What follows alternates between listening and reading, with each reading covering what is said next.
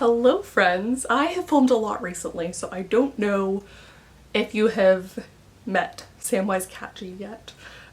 He is the newest member of our family. I have been tucked in my little revision grotto. Oh, good job, baby boy. So I unfortunately don't think I've edited any of those videos. I think this might be the first one that's coming out. But he, of course, is my new obsession. This is the thing about having a best friend that works at her family vet clinic, which is that I am always being offered cats and they like, please take this cat, please take this cat. And we've not been able to until now. We were able to take Sam because we finally got this new litter box that is good for multi-cats. So Samwise Catgee, he's here. This is my other new obsession. Look, it's hollow.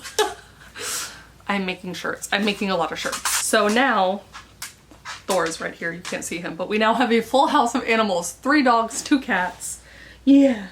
Yeah. Today I want to answer some questions that you guys asked on my last video all about my publishing deal. Oop, bless you. And also chat about some fun things that I have learned about traditional publishing that I did not know before. As a brief reminder, my book, Thanks for Watching, is coming out in April 2026, so next year, with Inimitable Books and distributed by Simon & Schuster. You can do all the fun things of pre-ordering it, or adding it to your what to read list on Goodreads, or requesting it from your library. We also got the preliminary cover design concepts, which I am so excited for. My patrons over on Patreon already helped me vote, and there was a consensus, which I was excited about. So we have sent our feedback to the cover designer, so the plan is that we should, with all of the various back and forths that we might need to do little tweaks, have the cover ready to announce the week of Halloween, which I'm so excited about. A little gift to me. It's also one of those fun things because there's something about having a cover that makes the book feel more real, that I can never quite pinpoint why that is. I guess just because we're so used to seeing all the books on our shelves with their covers and we're so drawn to them, and so I guess I can't pinpoint it. I lied. I guess it just feels kind of silly knowing all of the like hundreds of hours that go into creating a book that it's not until you have a cover that you're like, is she a thing? Anyways, so in my last video, I talked a little bit about how Inimitable Books is a small publisher, a small traditional publisher, and how there are a lot of deals that I was unaware of that small publishers have with the big 5 to be distributed through them and through their channels, which is very cool. So that was kind of my fun lesson 1 in this whole tradpub journey. And I got a lot of questions about, some people asked if I tried to find an agent, which I did not, and or why I went directly with a small traditional publisher. And I'm going to disclaim all of this, that it is not advice, it's just what worked for me and what I felt comfortable with and what I wanted to do, and it's in part not what I would advise other people to do. When you are looking at your own author career, you might want to make different choices. So I'm gonna have to take you back a little bit because I spoke in a Patreon video when I was trying to update people about what was going on with the Closet Full of Cauldrons, that a friend of mine had gotten me in touch with her also smaller traditional publisher, and one of the editors there might be interested in a Closet Full of Cauldrons and seeing a pitch for that project. And that's one of the interesting things about, I mean, not only this industry, but all industries, is that knowing people is so helpful. It can get you in touch with people. It might get you kind of, if not a yes, a guaranteed answer. Maybe your query bumped up the list, you know? And knowing people is helpful in all stages, not just early on. So for things like blurbs and requesting blurbs, that could be huge, which we'll talk about here in a second. So anyways, I pitched a Closet Full of Cauldrons to my friend's editor, basically sending over some early chapters, the synopsis, stuff like that, and they ultimately passed on the project. But it did help solidify for me kind of the path that I wanted forward for that project, but also for other projects. And unfortunately with the timing, had I been smarter about things, with how it all shook out over the months, it meant that I couldn't publish a Closet Full of Cauldrons, even self-publish it this year, but next year. Anyways, around the same time that all this stuff was happening with this one publisher, I was also in touch with Inimitable Books because we chatted the year before, so kind of off and on about things, and the timing was finally just working right on both of our ends. And I actually did query Inimitable Books with what was once called Project Purple. It's pink, it's fine. But they did pass on that, and I had a great conversation with Zara at Inimitable about author career and first books and stuff like that, and all the fun marketing things. And so I pitched her again with what was then called Under the Influence. And this goes back to knowing people. So I know Zara. Zara has watched and commented on my channel for years, and I have watched Inimitable Books grow the past couple of years. And in both cases for me, both of the traditional publishers I was in contact with, it was because I felt confident in the experience that I was going to have with them. I felt good about the working relationships that I would have with either of the people I'd be working with. And this is a huge luxury and privilege to have people be interested, at least in the initial part, interested in my work from what they know of me online or know of the stories online. And it's also kind of something that I've had, a chip on my shoulder isn't the right term I want to use, but like I've had like a hang up about a few years ago when there were less author tubers, but also when I was like, I think arguably like at the peak of my success for things over here on YouTube. I had a lot more interest from agents and other small publishers in my inbox a lot, and I always passed on those opportunities because I felt really weird about it, because I wanted someone to be interested in my stories for the sake of the work and not because they saw the numbers that might have been attached at the time, kind of like what we were seeing a lot at the time of like booktubers turned authors. And I think I just had a complex about that, and it took me a while to get over that. In part I was able to do so because my tradpub friends, my agented friends, my self-pub friends, my book reviewer friends were all like, you are being really dumb right now, like take your shot. Take the opportunities when they're like, when they come your way, regardless, right? And also it took me time to build up something separate from Kate Kavanaugh, even if it is small, to make me feel confident enough to take those opportunities when they did come by, especially to get work that I've talked about on this channel for so long into as many hands as possible, which is what tradpub allows me to do, especially into things like bookstores and libraries, which is really important to me. So another question I got a lot, which is why a smaller publisher versus a larger one, and part of that is oftentimes if you go with a larger publisher, you will definitely need an agent. And I mentioned that because I was with a smaller publisher, I didn't need to do that. There's certainly, I think you just get different experiences with a smaller publisher versus a larger publisher, and those experiences can be both good and bad on both sides. And I think it just like, I've worked for a big company separate from publishing, completely separate fields, and there's some plus sides and minus sides to working for a ginormous corporation too versus working for a smaller company. And so I think those can be kind of present here. And for me, I think it is a step up, but not like a leap in what I am comfortable with doing. Ideally, with a smaller publisher, I will have more control, I will have, you know, more say in things, and I might be less likely to be lost in the shuffle that you could with a bigger publisher. Also, the timeline for smaller publishers tends to be a lot shorter. Just felt like a natural step from the indie self-pub world into the tradpub world. That said, to answer some questions, I would still love to have that experience someday. I would love to have all of the experiences. I would love to try everything in publishing once, you know? That would be so cool, right? Like have you guys seen the Ali Hazelwood, oh my gosh, what is it? She and like, I think 7 other authors, that could be it, have raised nearly $1 million for their romance collection, dystopian romance collection.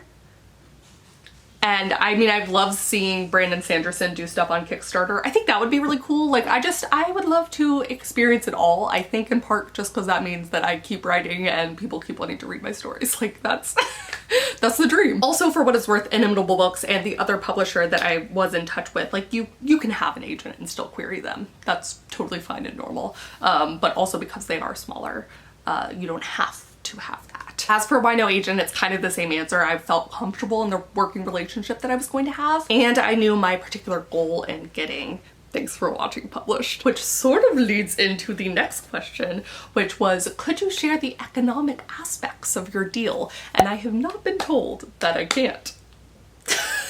So in the fun, fancy publishers marketplace announcements, they have the kind of breakdowns, and I want to say it's like major deal is $500,000 and up, significant deal is $251,000 to $499,000, good deal $100K to $250K, very nice deal $50K to $99K, and then nice deal $1 to $49K. So I, as you can see on here, got a nice deal, and I was on the very low end of that nice deal, with the caveat that I was able to negotiate for a higher royalty percentage on pretty much everything. As far as I'm aware, it is more common for smaller publishers to offer a higher royalty percentage, but that was something that I definitely, we bumped up, and that was a conversation. And if you do want to check what normal percentages are for any of this, you can do that within the Authors Guild. I think you can see it without having to have a membership, but I will double check that. And so yes, I negotiated a higher percentage for everything, even for things like special sales, which was something that was really surprising to me.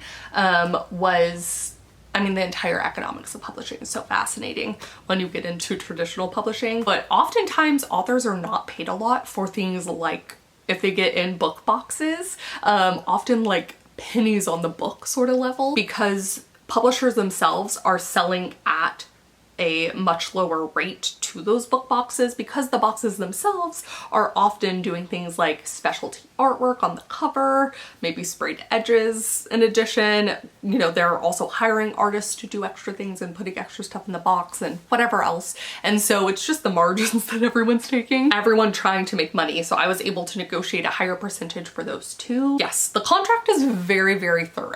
And for easy math, let's say you negotiated 10%, which I want to say off the top of my head is standard. You negotiated a 10% royalty rate.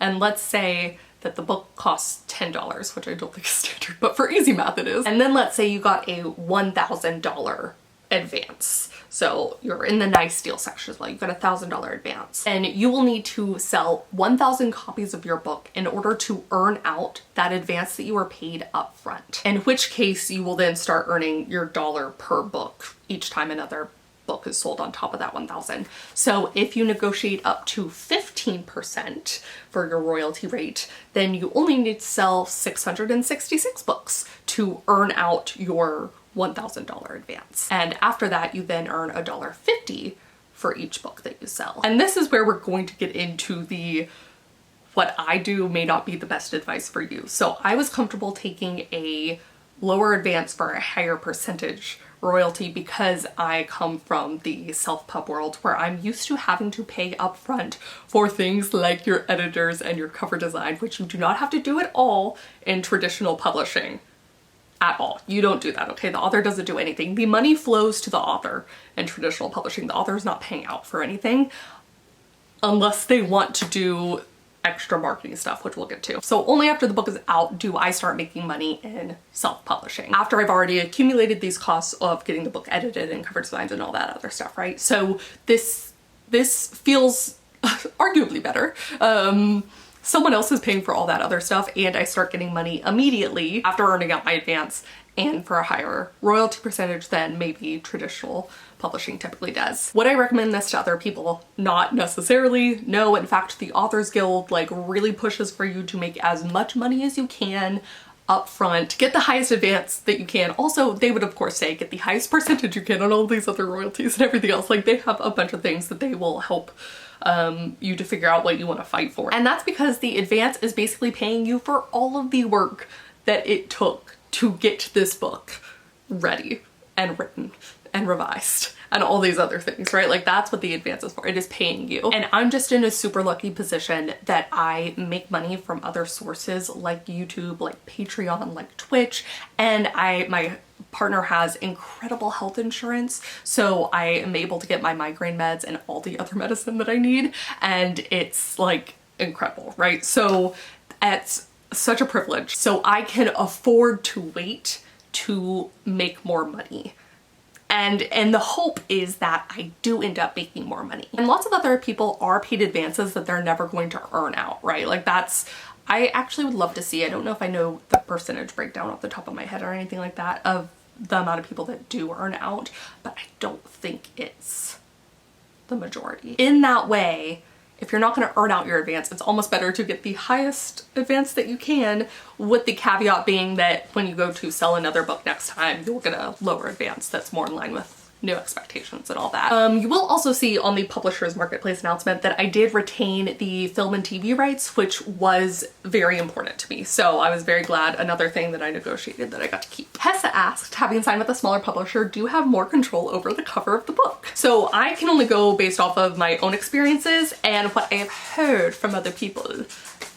Hi, Thor. Anyway, so you will have to take that all with a grain of salt. My lived experience versus just what I'm like hearing secondhand or firsthand, but yes. That said, I'm going to say that I think, yes, I do have more control. I literally jumped on a call with my publisher and we workshopped together based off of an idea that I had for what I thought would be a cool cover, basically. And then we made that sample together, and then we gave that and all of our notes to the cover designer. That said, I do think the cover designer took the concept with the notes and made something really cool on their own. So this just proves that, you know, people who specialize, they're good at what they're specializing in. You should trust them. Anyways, I have heard from acquaintances who had no control over things and also were very upset with the cover that was chosen for their books. But I've also heard from friends that like sent their publisher slide decks of this is what I like within my genre and this is what I don't like, and felt like their input was really listened to. Ultimately though, the publisher does have like veto powers that is in the contract. The publisher ultimately can say,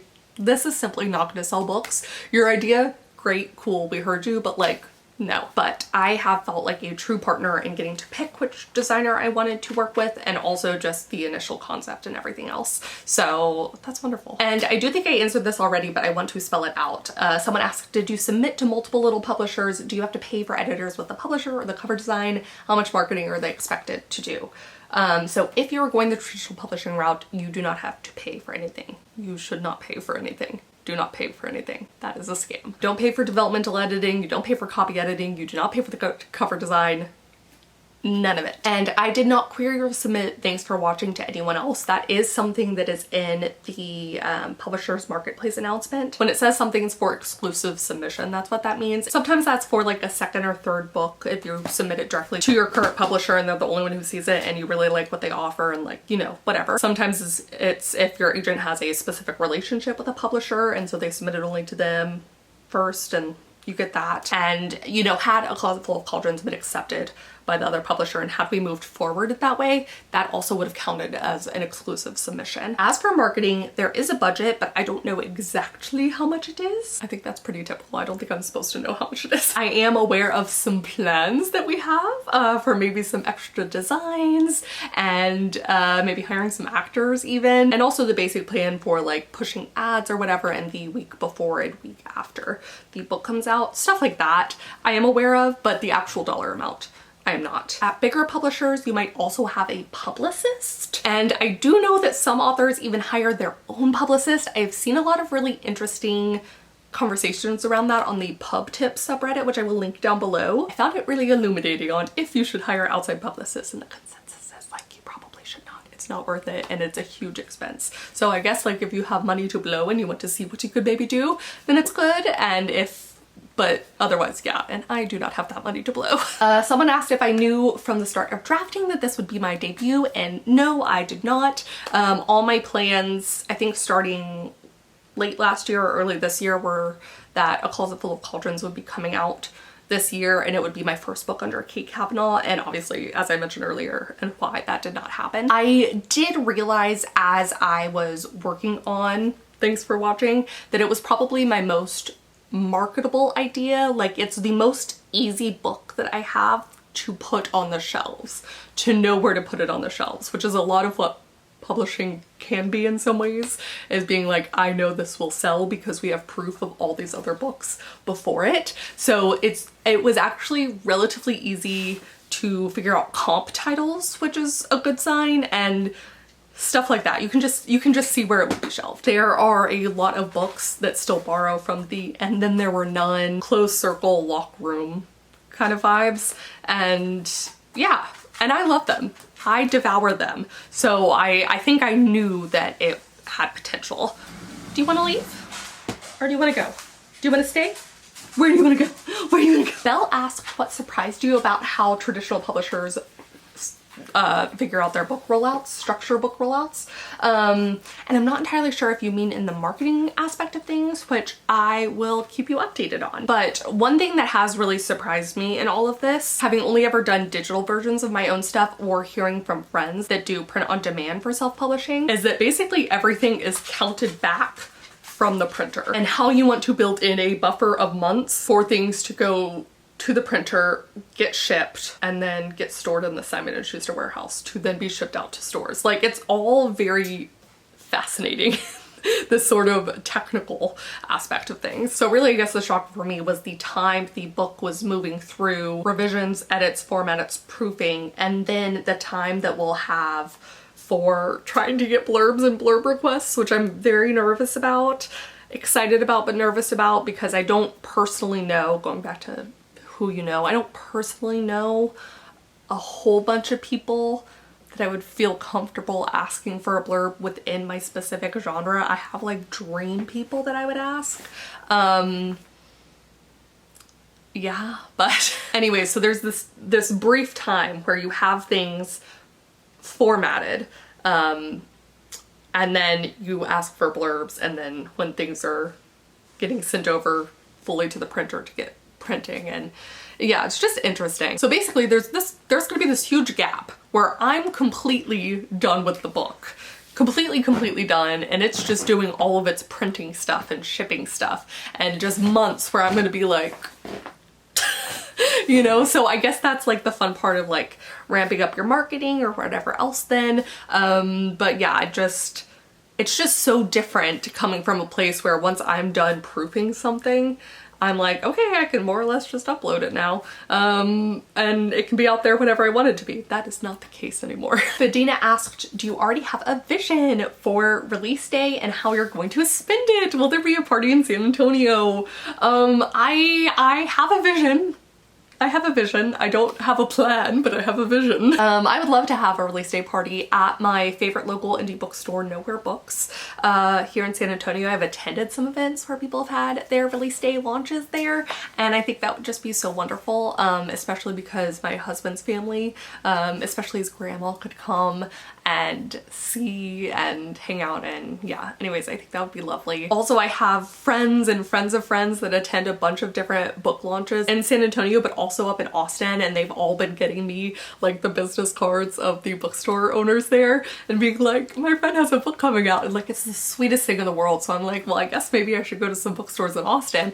And so then my brain is like, I could just do a whole Texas tour. I could do San Antonio, Austin, Houston, up to Dallas, because I used to live in Dallas for so many years. That would be fun too.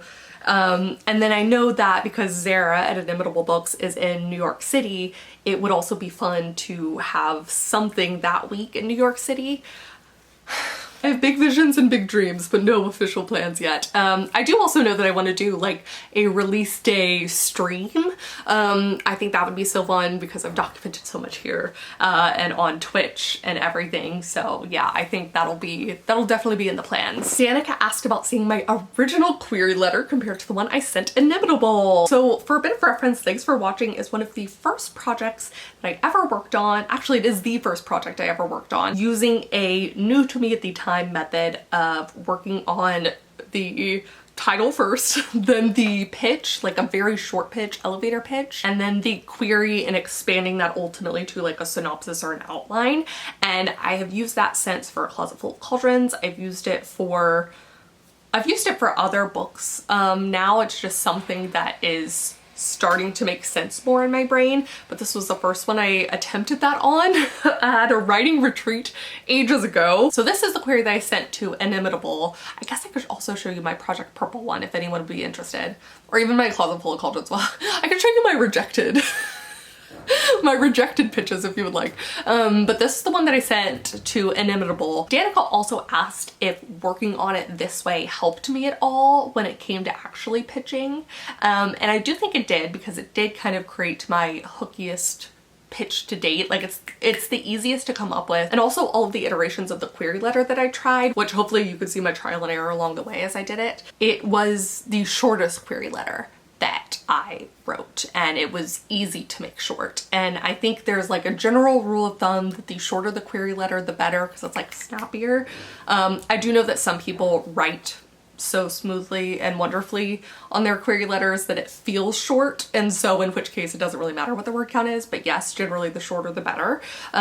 So I do think that starting with the pitch and thinking about it and conceptualizing it that way did really help with that. Danica also asked what I'm most looking forward to being traditionally published, and it is having my book in libraries.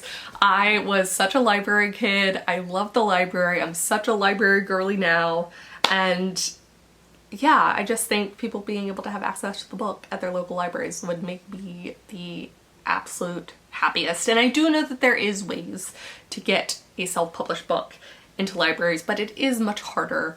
And so this is just gonna be such a dream. Someone asked, what are some interesting things you've had to research while writing this book? Well, for one thing, you may notice that the name changed from the original query. The name of the brand that is sending them all on this brand trip at the time was named Elevate Essential Energy, because my husband came up with this most perfect name. And unfortunately, it turns out it's too good because there already is an Elevate Energy-esque drink. It's like special water, I don't know. So Zara and I had to look up what to rename it to, and we came up with Excelsior Essential Energy. One of the characters is a chef, and she is chefing up some very like elaborate, beautiful meals, decadent, and so looking up all these different foods that I've never eaten in my life was really fun. Of course, I've researched all the different ways to kill characters, because I wanted to kill them in different ways. And also just doing like character death math, if you will, like trying to figure out when the murderer would have had to kill the character versus the time between when they were murdered and when they were discovered, and what would have changed on the body depending on how they were murdered. So lots of research there where I'm like, what do the marks look like on the body? Are there color changes? You know, there's all this fun things you have to think about. And then finally, Jessica Holt asked, or said, I'd love to see you do future videos about your process now that you do have a book deal for this book. I assume you'll be doing some revisions, yes. So would love to see a glimpse at the work you will be putting into it. So of course, I'm going to try, actually the book is due to the publisher tomorrow for this iteration of revisions. So I'm hoping I'll have a whole week at least with which to catch up on the half-done videos, and also hopefully film some like fun one-day writing experiments that I've been wanting to do and all this other stuff. So I am hoping to kind of get back on track with a regular schedule. Yes. That is it. Please do comment down below. Let me know if you have any other questions. Let me know if this was illuminating at all or if I made things more confusing. Let me know if there's anything specific on the publishing journey that you would like to see. And then also please let me know on your own path to publication if you're at that stage. Or even if you've just researched anything as you've been kind of brainstorming stuff, what has been surprising to you in either self-pub, indie pub, tradpub, whether that's a smaller publisher, whether you're like sending stuff to magazines. If there's anything about all of this world that surprised you, I would love to know, and what you've learned. I think that would be really helpful for everyone. But thanks for watching, and I will see you all with a new video very soon. Bye friends!